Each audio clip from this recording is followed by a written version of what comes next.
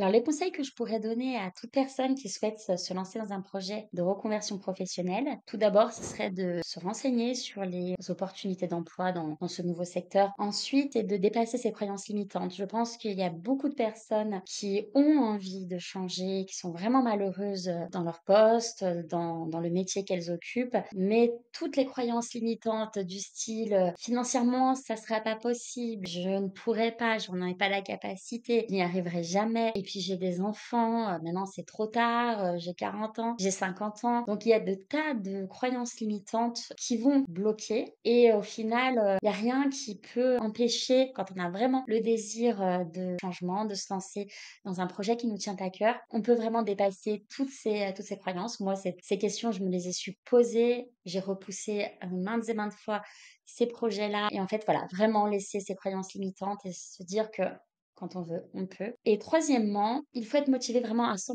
Se lancer dans une reprise d'études, c'est pas simple. Quand on a, ben, dans mon cas, 40 ans, retourner sur les bancs de l'école, c'est pas évident quand on est aussi parent. C'est aussi des sacrifices comment financiers.